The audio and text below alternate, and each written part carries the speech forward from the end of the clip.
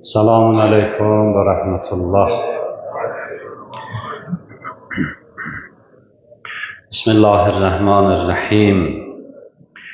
Elhamdülillah Rabbil alemin. Esselatu vesselamu ala Resulillahil amin. Seyyidina ve Mevlana ve Tabibi kulubina ve Şefii zunubina Ebil Qasimil Mustafa Muhammed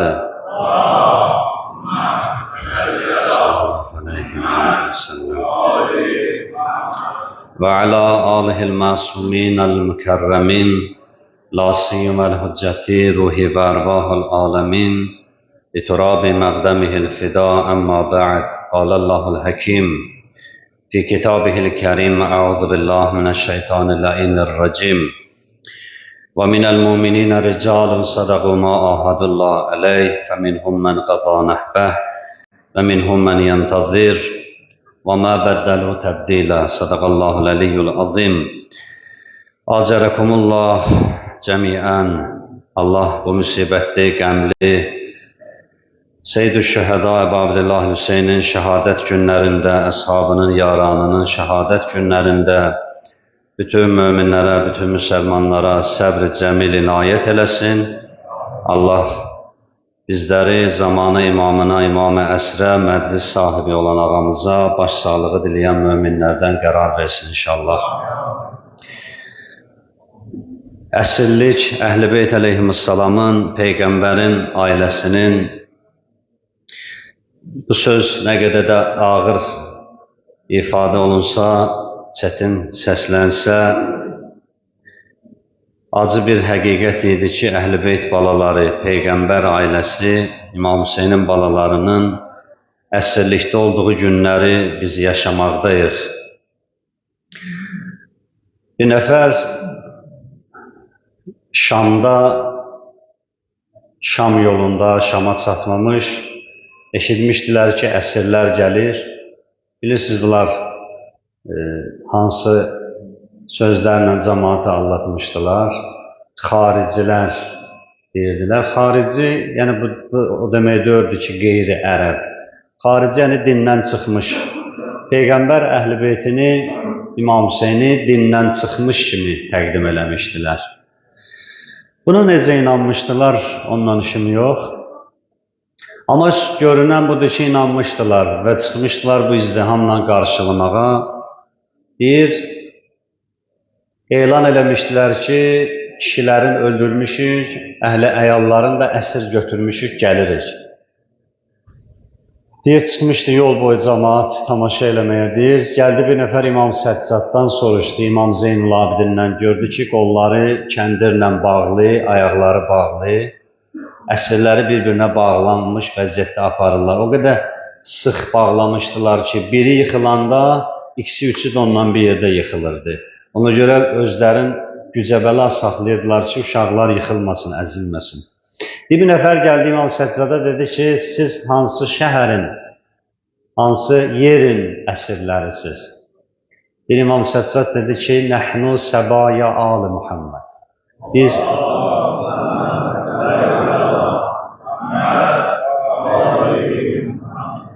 Bizim bir dənə yerimiz, ünvanımız var. Biz Peyğəmbər Əhl-i Beytiyik. Peyğəmbər balalarıyıq əsirlikdə.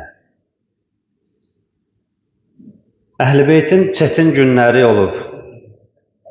İmam Səccad əleyhissalama soruşurdular ki, Kərbəlada sizə, Kərbəla müsibətində sizə ən çətin yer hara olub? Bir Həzrət 3 dəfə dedi ki, Şam. Şamda əsirligimiz. Şamda əsirligimiz. Kərbəla hadisəsindən sonra xroniki qısa şəkildə o zamanın vəziyyətini istəyirəm deyəm və sonra İmam Səccad əleyhissalamın mübarək bir kəlamı var, o haqda danışım. İmam Hüseyin əleyhissalamdan sonra Yezid ki, Allah lənət eləsin, 2 il 3 il və Yezidin gözü qorxmuşdu artıq. Yezidin gözü qorxmuşdu cinayətləri ardıcıl eləməklə və sonuncu cinayət, o hadisə ki, Mədinədə törədildi. Yezidin 2-3 ildən sonra Yezid cəhənnəmə vasil oldu. Amma sonra Yeziddən sonra gələnlər Mərvan ibn Həkəm, Allah lənət eləsin. İmam Səccad əleyhissalam 20 il o xəlifə olduğu müddətdə İmam Səccad əleyhissalam ondan müasir olub və onun təyin elədiyi Həccac ibn Yusif, Allah lənət eləsin. Deyim sizə ki, xilafət tarixində ən çətin, ən qəddar dövr elə İmam Səccadın vaxtında bu iki nəfərin adıdır. Deyir, bunların yanında desəydin ki, kafir, bunların yanında desəydin ki, bir nəfər var, mürtədd olub, dindən çıxıb, kafir olub, zındıqdır falan, onların vecinə gəlməzdi. Əgər birdən biri bunların yanında desəydi ki, bir nəfər şiyyədir, çox narahat olardılar. Çox narahat olardılar. Və bu 20 il ərzində Kərbəlada 72 nəfər şiyə şəhid olubsa, bu 20 il ərzində İmam Səccadın dövründə 80 min şiyyəni qətlə yetirdilər. 80 min. Xüsusilə Həccac ibn Yusif. Üstü açıq bir zindanı var idi, deyir, qadınlı, kişili, üryan vəziyyətində hamısını bir yerdə saxlayırdı. Və kim eşidirdi ki, Əli dostlarındandır, Əlini sevənlərdəndir, Əhl-i Beytə məhəbbəti var, həbs edirdi. Bu 80 minin içində böyük insanlar, Kumeyl ibn Ziyad kimi, Qəmbər kimi Həzrət Əlinin səhabələrindən olan Qəmbər kimi insanları şəhid elədilər. İmam Səccadın vaxtında 3 məsələ, 3 əsas problem idi. Bir, o zamanın xilafəti kürsüsündə əyləşən daha çox zalim idi, daha çox qəddar idi, Yeziddən də zalim idi. İkinci məsələ, cəmaatda bir süstlük yaranmışdı. Mədinənin özündə deyir, insanları eyş-işrətə səsləyən məclislər çoxalmışdı. Rəqqasələrin, müğənnilərin, musiqi üzərində qurulan məclislərdə iştirak edənlərin sayı çox idi. Amma məscidləri boşaltmışdılar. Söhbətlərə, moizələrə, xütbələrə heç kəs qulaq asmırdı, heç kəs önəm vermirdi. Və üçüncü məsələ, üçüncü problem o zamanda İmam Səccadın əsirlikdən qayıdıb gördüyü problem. İnsanların əqidəsindəki dəyişikliklər, insanların əqidəsinə təsir edən əsas məsələ. Hətta bəziləri inandırmışdı cəmaatı ki, Hüseyn Allahın təqdiri ilə ölüb. Heç kəs Yezidi qınamasın. Və bir dəstə cəbri məzhəblər yaranmışdı. Dedilər ki, Allahın təqdiri buydu ki, Yezid əmirəl-möminin olsun və Hüseyn də ona çıxdığına görə Allahın bəlasına tuş gəlib. Və bunu da bir dəstənin də beyninə yeritmişlər. Bax, bu problemlər var idi İmam Səccad əleyhissalamın dövründə. 34 il ömr eləyib Kərbəla hadisəsindən sonra bax, bu 3 əhatəli problemlərin, belə deyək, içərisində Həzrət nə iş gördü? Çox gözəl işlər gördü. Danışmağa ki, imkan yoxdur. Tribuna yox, mənbər yox. Diqqət edin. İndi İmam Səccad necə çatdırsın insanlara ki, Cəddim Hüseyni şəhid edirlər? Heç kəsin ixtiyarı yox idi ki, İmam Səccad bir yerdə əyləşsin və cəmaat onun başına yığışsın, danışsın. Heç kəsin ixtiyarı yox idi. Və əlavə olaraq da dində bu qədər boşluqlar. Hətta bir hədis deyir ki, İrtəddən nas bə'də İmam Hüseyn, bə'də Əbu Abdullah Hüseyn, illa sələsə. İmam Hüseynin şəhadətindən sonra əksər insanlar mürtədd oldu. 3-4 nəfərdən başqa. Tarixdə var. 3-4-5 nəfərdən başqa İmam Səccadın yanında adam yox idi. Kərbəladan da acınacaqlı vəziyyətdir bu dövr. İmam Səccad neynədi? İmam Səccad gördü insanlar Quranla uzaqlaşıb, Qurandan insanları məsafəyə salıblar. İmam Səccad başladı Qurana dair çıxışların, hədislərin çoxaltmağa. Bax, söz Quranla bağlı hədis yazın, məsələn, axtarışa versəz, İmam Səccad əleyhissalamda daha çox təşkil edir bu hədislər. O dönəmdə idi ki, İmam Səccad gördü ki, dini, əqidəvi məsələlər hətta təzəzzüldədir. Yəni, yox olmaq dərəcəsindədir. İkinci məsələ, İmam Allahın sözünü, Allahın həqiqətlərini, Quran ayələrini başladı dua vasitəsilə insanlara çatdırmağa.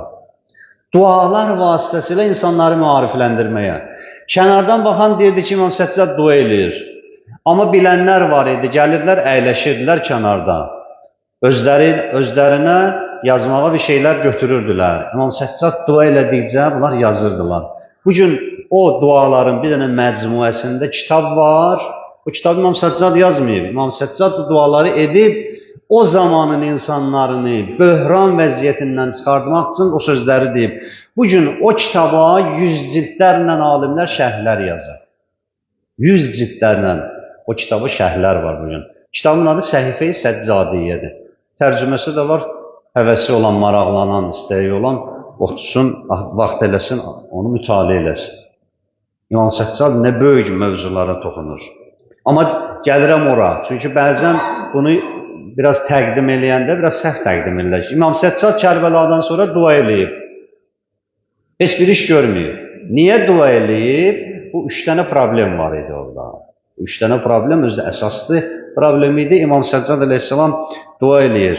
Bir dənə duasından elə günümüzə, özümüzə vacib olan, önəmli olan bir kəlmələr var orada. İstəyirəm onu oxuyum. Qısaca biraz onun ətrafında danışım. İmam gəlir o duaların bir hissəsindəki bənd-bəndidir, fəsil-fəsildir, mövzu-mövzudur, inşallah baxacaqsınız, görərsiniz. Gəlir orada bir yer var, Allaha təqribən 40-dan çox bəlanı sayır. 40-dan çox bəladan Allaha sığınır. Belə başlayır. Və nəuzu bikə, Allahümmə inni nəuzu bikə. Allah, biz sənə sığınırıq. Nədən sığınırıq? O 40 dənə bəlanı orada sayır. Buyurur ki, birincisi, minəl həsrətil üzma. Böyük peşmançılıqdan sənə sığınırıq. Əzəmətli peşmançılıqdan sənə sığınırıq. Vəl musibətil kubra. Böyük, əzəmətli müsibətdən sənə sığınırıq. Vəl əşkəl əşqiya. Bədbəxtlərin bədbəxti olmaqdan sənə sığınırıq. Və su'il məab. Aqibətin, sonun pis olmasından sənə sığınırıq. Və hirmanis səvab. Əcirdən, savabdan, yaxşılıqdan məhrum olmaqdan sənə sığınırıq. Və hululil iqab. Və əzabın yetişməsindən sənə sığınırıq. Bir dənə 6 dənə burada məsələyə Həzrət işarə edir. Baxın əzizlər, Kərbəla hadisəsində də peşmançılıq var idi. Yezid peşmançılığın biruz elədi. İmam Səccada dedi ki, gördü ki, vəziyyət dəyişdi, işi çətinə düşdü, işi şulurdu. Dedi, Allah Mərcanənin oğluna lənət eləsin. Bilisdə İbn Ziyada Mərcanənin oğlu deyirlər. Anasının adı ilə çağırırdılar. Çünki atasını müəyyən eləyə bilmirdilər ki, kimin oğlu deyək. Ana ki, bəllidir, elə deyirlər ki, Mərcanənin oğlu. İndi gör, Əhl-i Beytlə kimlər düşmənçilik eləyib də? Deyirdi ki, Allah Mərcanənin oğluna lənət eləsin. Mən belə istəmirdim. Mən belə düşünmürdüm. Ona bir nəfər deyir, o sarayda cavab verdi. Dedi ki, tutaq ki, sən düşünmürdün. Qəsdin yox idi Hüseynin qanın tökməyə. Bəs Hüseynin başına çubuğu niyə vururdun? Hüseynin mübarək başı sənin qarşıya qoyulanda niyə çubuq vururdun, şeir oxuyurdun ki, kaş babalarım sağ olaydı, bunu görəydi. Bu sözü niyə deyirdin? Təbii ki, bunlar bəhanə idi də. Deyir, peşman olmuşdu. Dilində deyirdi, cəmaatə də özünü elə təqdim edirdi, özün tövbəkar kimi istəyirdi göstərsin. Hətta çıxış yolu axtarırdı. İmam Səccada, bəzi nəqillərdə var, İmam Səccada deyirdi ki, mən neynəsəm Allah məni bağışlayar. Mən neynəsəm Allah məni bağışlayar. Amma peşmançılığın heç bir faydası olmadı. Quran-ı Kərim ümumiyyətlə deyir, insan bir gün peşman olacaqsan. Qiyamətin bir adı da peşmançılıq günüdür. O təkcə Yezidə aiddir, Muaviyyəyə aiddir. Quran buyurur ki, وَاَنْزِرْهُمْ يَوْمَ الْحَسْرَةِ اِذْ قُضِيَ الْاَمْرِ وَهُمْ فِي غَفْلَةٍ وَهُمْ لَا يُؤْمِنُونَ. Peyğəmbər onları qorxud. Bir gün peşmançılıq günü olacaq. Qiyaməti Allah burada deyir ki, peşmançılıq günü. Dedilər, ya Resulallah, kim peşman olacaq? Dedi ki, qiyamətin adı peşmançılıq günüdür. Mömin də peşman olacaq, kafir də peşman olacaq, münafiq də peşman olacaq. Hamı peşman olacaq. Kafir peşman olacaq iman getirmədiyinə görə. Əzabı görəndə olacaq peşman. Münafiq peşman olacaq ikiyüzlülüyünə görə. Möminlərin arasında dedi, mən sizlənəm. Çıxırdı kafirlərin, cahillərin arasında dedi, yox, onları aldadıram, mən sizlənəm. Mömin də peşman olacaq. Mömin niyə peşman olacaq? Mömin peşman olacaq, onda peşman olacaq. Allahın elədiyi yaxşı əməllərə verdiyi mükafatı görəndə deyəcək, kaş heç pislik eləməzdim. Kaş bütün ömrümü elə ibadətdə keçirdim. İndi insanlar hər bir yaş dönəmində hidayət olub, namaza gəlib, haqqı tapıb. İndi haqqı tapandan sonra da özünü toparlaması falan bəsməkan. Yəni, baxıb görəcək ki, Allah bir möminə, həqiqi mömin cildində olsa nə verir? Onu görən hər kəs peşman olacaq. Deyəcək, Allah, kaş tez gəlirdi. Hətta indi də görürsən, o bəzi insanlar işlədir. Məsələn, namaza gəlib, yaşlılardan soruşun. Bir dənə yaşlı tapmazsan desin ki, elə yaxşı eləmişəm, kef eləmişəm. Hamısı deyir ki, ağlım olaydı, tez gələrdi. Ağlım olardı, tez gələrdim, o qədər qəzam, orucum, namazım qalıb boynumda, o qədər haqlar qalıb boynumda. İndi eşidirəm, tər basır məni, onlar da soruşacaqlar, o haqları da soruşacaqlar, haq yerləri düşür yadıma, əlimdən də bir şey gəlmir. Bir dənə salavat çevirirəm onlar üçün ki, Allah, onları da əlimdən bir şey gəlmir ki, qaytara da bilmirəm axı. Deyəcək insan, ən təqulə nəfsun ya həsrətə ələ ma fərrətdi fi cəmbillah. Sonra bir neçə ayəni cəm eləsək, ümumi olaraq mövzu peşmançılıq qiyamət günündə nələrin üstündədir? Birinci mövzu budur ki, Allahla bağlı insanların elədiyi bütün təqsirkarlıqlara, bütün səhlənkarlıqlara görə hər kəs peşman olacaq. Allaha aid nə var? Bizə təklif olunan, o məsələdə elədiyimiz nöqsan və qüsurlara görə hər birimiz peşman olacaq Allahın huzurunda. Bu sözü insan haçan deyəcəkdir. Bəzi ayələr deyir ki, insan can boğazından çıxanda deyəcək, ən təqulə nəfsun ya həsrətə ələ ma fərrətdi fi cəm. Allaha aid olan işlərdə etdiyim səhlənkarlığa görə vay olsun mənə. Mən necə də peşmanam. Bu sözdür. Yəni, Allah adamı o vəziyyətə salmasın, Allah uzaq eləsin. Çox pisdir. Ahirətdəki peşmançılıq çox pisdir. Dünyada peşmançılıq belədir ki, nəticə çıxarda bilər. Adam var, nəticə çıxardır. Bir dənə də hədis düşdü yadıma. Deyir, mömin iki yerdən sancılmaz. Mömin iki dəfə eyni yerdən sancılmaz, vurulmaz. Onun mənasıdır ki, yəni mömin ikinci dəfə səhvi təkrarlamaz. Mümkündür bir səhv eləyər adam. Amma da ikinci dəfə o səhvi təkrarlayıb eyni yerdən zərbə almaz. Dünyanın peşmançılığı əvəz olunandır, dəyişəndir. Nə bilim, neylənsə əvəz eləmək olar, ötüşdürmək olar, keçib gedəndir. Ağrısı, acısı da azdır. Amma ahirətin peşmançılığı pisdir. Birinci peşman olanlar, peşmançılığı olanlar Allahla bağlıdır. İndi Allaha aid nə var? Ola mövzuya salsaq, bizə nə qədər vaxt lazımdır o danışaq. İkinci mövzu, Quran deyir, və inna ləna'ləmu ənə minkum mukazzibin və innəhu ləhəsrətun ələl kafirin. İkinci mövzu Quranla bağlıdır. Hər kəs Qurana şək, şübhə ilə yanaşıb. Qurana etimadı zəif olub. Qurana münasibəti zəif olan hər kəs, Quranla ünsiyyəti normal olmayan hər kəs qiyamət günü peşman olacaq. Ona görə İmam Səccad, hey Quranla, İmam Səccadın Kərbəla hadisəsindən sonra Quranla bağlı bir dənə bu hədisi vəs eləyir. Həzrət buyurdu ki, and olsun Allaha. Əgər Quran məndən olsa, yəni əlimdə Quran olsa, söhbət cildindən, kitabından getmir. Yəni Quran məndən olsa, bunun mənası var. Yəni mənim həyatım Qurana zidd olmasa, Quran deyənləri yaşatsam, bütün dünya məndən üz çevirsə, bütün dünya məni inkar eləsə, dünyada tək qalsam belə vəhşət eləmərəm, qorxmaram, heç nədən narahat olmaram. Çünki Quran mənimlədir. Quran məni ilə olsa, bütün dünya məndən üz çevirsə, dəhşət etmərəm, qorxmaram. Bəs insanın Qurana olan münasibəti, Allahın kitabına olan münasibəti, bu da bir mövzudur əslində.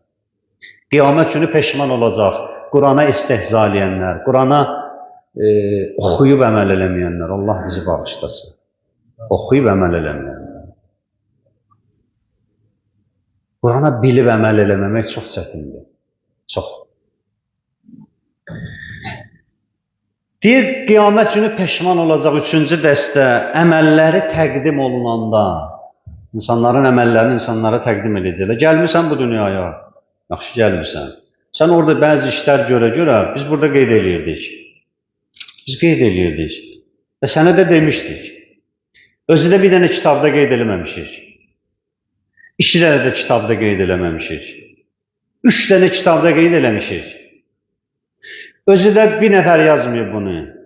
Neçə dənə müşahidə edənin nəzarəti baxışı altında yazılıb. Üstə bunların hamısı ayələrdir ya Quranda.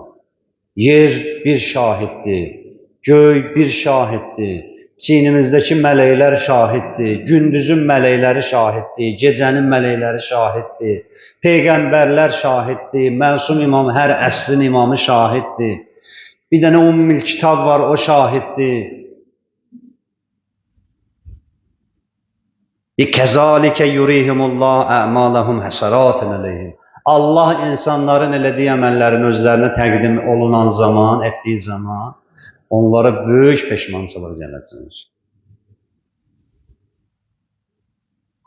Ənə əşəddən nas həsrətən yevməl qiyamət əlləzinə vəsəful ədl sümmə xaləfu. Qiyamət günü ən çox peşman olan dəstələrdən biri də bir danışanda ədalətdən, insafdan danışır. Hərəkətlərində ədalətsiz və insafsız olan adamlardır. Buna deyəcəklər, biz siz nə deyəcəklər? Deyir, sən ki insafı bilirdin nədir? Sən ki ədaləti bilirdin nədir? Sən ki ona buna ədalətli ol şüarı ilə yaşayırdın. Sən ki ona buna insaflı ol, məni aldadıma deyirdin. Bəs niyə sən özünü alladırdın? Niyə bunlara diqqət eləmirdin? Ən şiddətli peşmançılıq bilib əməl eləməyənindir. Bilib əməl eləməyənindir. Ənə əşəddən nas, nədamətən, 5-incisi, qiyamət günü ən böyük peşmançılıq o kəsindir ki, dünyasın, daha doğrusu, ahirətin dünyasına satsın. Ahirətindən keçib dünyasına. Necə? Bilir halalları, haramları bilir, amma öz istədiyi kimi yaşayır. Bilir bu haramdır. Deyək, nə olacaq? Belə insana deyirlər ki, ahirətin dünyaya satdı. Yəni, bir adam qəbul edir ki, ahirətdə mənə neynəsələr eləsinlər, qoy dünyada keyfimi çəkim. Əsl həqiqətdə bir dənə acımalı, bir dənə ağlamalı həyat tərzidir bu. Bu bilmir, məsələnin həqiqətini bilmir. Deyir, bədbəxtdir və peşman olacaq o kəs ki, ahirətin dünyaya satacaq. Sonra gəlir, deyir ki, ondan da bədbəxtdir. Ondan da bədbəxtdir. O kəsdir ki, ahirətin başqasının dünyasına satır. Məsələn, Ömər Səəd kimi. Allah lənət. Ömər Səəd öz dünyası üçün nəsə eləyə bilmədi. Yezidin dünyası üçün nəsə eləmək istəyirdi. İstəyirdi Yezidə Əmir-əl-Möminin statusu verilsin. İbn Ziyad istəyirdi Yezidin dünyasını düzətsin. Və onun kimi başqaları. Hər əsrdə, hər zamanda istəyir ki, kiminsə vəzifəsi yaxşı olsun, kiminsə məqami olsun, kiminsə nə bilim filan şey olsun. Bədbəxt, sənə buradan nəsə verirlər, deyir, yox elə. Amma söz veriblər ki, mənə nəsə verəcəklər. Söz veriblər ki, mənə də nəsə verəcəklər. Ömər Səəd dedi ki, mənə söz veriblər ki, mənə Rey padşahlığını verəcəklər. İmam Hüseyin dedi, Allah yatağında başını kəssin. Allah yatağında başını kəssin və sən Reyin buğdasından belə yemədən öləcəksən. Və elə də olur. Gəlir belənçinə, tarixdə gülünc bir vəziyyətə, mistaqa çevrilir. Bax, bədbəxtdir, peşman olacaq. Ən böyük peşman odur ki, oturacaq deyəcək ki, mən kiməsə yaltaqlıq eləmişəm, kiməsə özümü şirin satmışam, kimin üçünsə yalan danışmışam, Kiminsə bir işin görmüşəm, mənə cibimə bir şey basıb deyib ki, səs eləmə ha. Səs eləmə, mənim burada yaxşı xeyrim var. Onun xeyri yaxşı olsun deyə susmuşam, axirətimi yandırmışam, kiminsə marağına görə, kiminsə istəyinə görə. Və ən böyük biabırçı peşmançılıq onların olacaq. Kərbəla bu insanları təqdim eləyir. Kərbəlada İmam Hüseyin əleyhissalamın qanını tökmək üçün and içmişdilər. Siz təsəvvür edirsiniz, Peyğəmbərin vəfatından 50 il keçib. 14 əsrdə keçib, biz kiçiklər atası ölən kimi ağlayır, böyüklər qardaşı ölən kimi ağlayır, balası ölən kimi ağlayır. 50 il keçib, 14 əsr keçib, biz elə də barışa bilmirik də, yəni heç barışmayacaq da. Yandırır ürəyimizi o müsibətləri eşidəndə. Peyğəmbər 50 ildir, Peyğəmbərin elə ətri keçməyib, bitməyib küçələrdən. Peyğəmbər üzbəüz görüb danışdığı adamlar sağ. Bunlar bu işi gördülər. İmam Hüseyin əleyhissalam deyir, Kufəllərə belə bir söz dedi. Kufəllərə dedi ki, artıq üz-üzə dayanmışlar İmam Hüseyin əleyhissalamın qarşısında Yezidin qoşunu. Dedi ki, və ma kanət kutubun iləyyə illa məkidətən iləyyə. Mən düşünmürəm ki, siz səhvən yazmışdınız o məktubları mənə. Siz elə qəsdən mənim qanımı tökmək bahasına məni bura çağırmışsınız. Bu bir. Və təqərrubən ilə binə Muaviyə. Və Muaviyyənin oğlu Yezidə şirin görsənmək üçün, təqərrub eləmək üçün, yaxınlaşmaq üçün Aşura ziyarətnaməsi İmam Baqir əleyhissalamın kəlamıdır. Deyir ki, ya Əbu Abdullah, bugün elə bir gündür ki, təbərrəkə bihi Bəni Üməyyə. Bəni Üməyyə sənin qanunu tökməkdə təbərrük edilir. Təbərrük bilirsiniz nədir? Yəni bir müqəddəs işdir. Deyir ki, o gedim mən bunu eləyim. Mən bunu eləyim, Allah mənə əhsən desin. Allah bunun qarşısına mənə mükafat versin. Bunların bədbəxtçiliyi gör hansı həddə idi ki, Peyğəmbərin balasını öldürməyə and içmişdilər və hətta bu işdən savab da gözləyirdilər. Savab da gözləyirdilər. Ona görə töküldülər, xeymələri yandırdılar.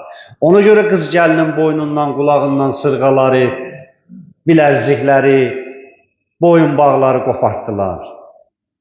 Ona görə tələsdilər başları kəsməyə. Hamı dedi ki, birinci mənim gətirdiyim başı verin Yezidin sarayında. Qoy Yezid görsün ki, mən bunu eləmişəm. Bir-biri ilə vuruşurdular, yarışırdılar.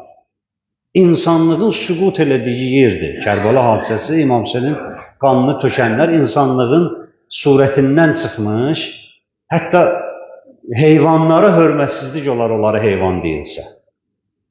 Heyvanların haqqına girmək olar, əgər onlara da gəlib deyilsə ki, onlar heyvanlıq elədir. İnsanlıqdan və canlıya yaraşan bütün sifətlərdən çıxmış bir vəhşiyə çevrilmişlər və Kərbəlada bu hadisəni elədilər.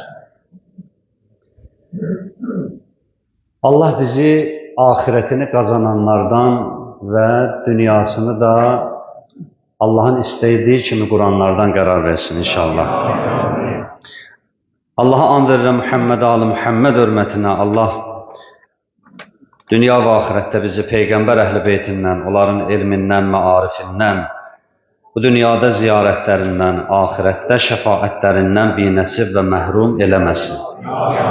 Allah xəstələrimizə, yadımızda olan kəslərə, qazilərimizə, bu cəmdə əyləşənlərin xəstələrinə şifa-i acil mərhəmət eləsin. Allah Teala qəriblikdə, əsgərlikdə, əsirlikdə olanlarımızı sağ-salamat ailələrinə qovuştursun. Allaha and verirəm Muhammed ali Muhammed hörmətinə izzət, başucalıq Allahın qapısındadır, Allaha bəndə olmaqdadır. Allah ölən günə qədər izzətimizi əlimizdən almasın. Allaha and verirəm Muhammed ali Muhammed hörmətinə neçə gecələrdir İmam Hüseyin məclislərində iştirak edirik. Allah Teala gələn qədəmlərimizi sırat-ı müstəqimdə, düz yolda sabit qədəm eləsin inşallah. Allah Teala bizdən və bizdən sonra gələn nəsillərimizdən, ailəmizdən, balalarımızdan, xalqımızdan Əli və Əlinin övladlarına düşman qərar verməsin. Allaha and verirəm Muhammed ali Muhammed hörmətinə halı həyatda yaşayan ata-analarımızın ömrünə bərəkət inayət eləsin. Allah dünyasında yaşayan valideynlərimizi, Hüseynçilərimizi qəriq rəhmət vasili cənnət eləsin. Allah Teala vətənimizin, torpağımızın azadlığı, bütövlüyü uğrunda verilən şəhidlərimizi, 20 yanvar Xocalı şəhidlərin, Qarabağ şəhidlərini, Kərbəla və İslam şəhidləri ilə şəhidlər sərvəri İmam Hüseynlə məşhur eləsin. Allaha and verirəm Muhammed Ali Muhammed hörmətinə İmam-ı zamanımızı bizdən razı eləsin. Ağamızın dualarını halımıza şamil eləsin. Və Həzrətin zuhurunda günü gündən, saat və saat təcil qərar versin inşallah. Şəhəda-i Kərbəla, Üsəra-i Kərbəla, öz ölənlərimizlə bahəm, Seyyid-i Saadat, Üləma, Füzəla, Süləha, Şühəda, Muhammed və Ali Muhammedə salavat hədiyyə edək. Bir də Kərbəla